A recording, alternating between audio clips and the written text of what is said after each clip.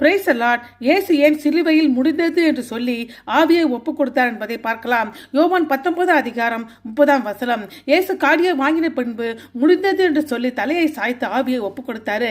முடிந்தது என்று இயேசு கதறிய போது அவர் தோல்வியின் முணுமுணுக்கவில்லை. முடிந்தது என்பதற்கான கிரேக்க வார்த்தை டெட்டெலெஸ்டை மற்றும் பண்டைய உலகில் முழுமையாக செலுத்தப்பட்டது அல்லது முழுமையாக முடிக்கப்பட்டது என்று பொருள்பட அந்த வார்த்தை பயன்படுத்தப்பட்டது. இது நிறைவேற்றப்பட்ட ஒரு பணியின் வெற்றி முழக்கமாகும். ஆதியாக முதல் மல்கியா வரை பழைய ஏற்பாடு இந்த தருணத்தை முன்னோக்கி சுட்டி காட்டுகிறது.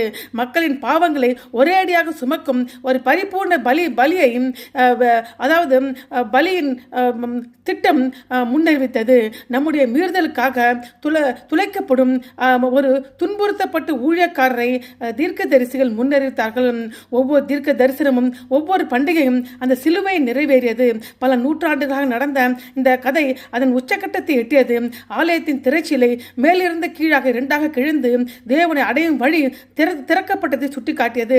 பழைய உடன்படிக்கையின் கீழ் பலிகள் மீண்டும் மீண்டும் செய்யப்பட வேண்டியது. பாவத்தை ஒருபோதும் உண்மையிலே அது அகற்றவில்லை.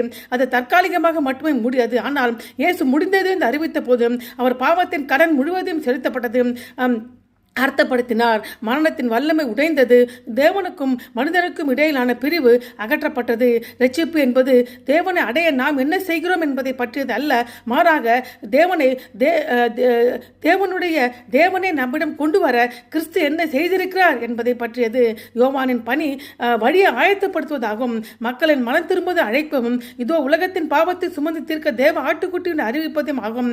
இயேசுவின் பணி பாவத்தை சுமந்து தீர்க்க தேவ ஆட்டுக்குட்டியாக இருக்க வேண்டும். எல்லா நீதியையும் நிறைவேற்றுவது, ராஜ்யத்தை அறிவிப்பது, குணப்படுத்துவது, போதிப்பது, இறுதியாக அவருடைய உயிரை மீட்கும் பொருளாக கொடுப்பதாகும். முடிந்தது என்று இயேசு சொன்னபொழுது பழைய ஏற்பாடு வாக்கு தத்தங்கள் நிறைவேறின. ரட்சிப்பின் கதவு திறந்திருக்கிறது. அவருடைய பணி முடிவடைந்தது என்று அர்த்தமாம். நீங்கள் அந்த முடிக்கப்பட்ட வேலையில் அடியெடுத்து வைத்திருக்கிறார் என்பதுதான் உங்களுக்கு நோக்கி வருகிற ஒரே கேள்வி.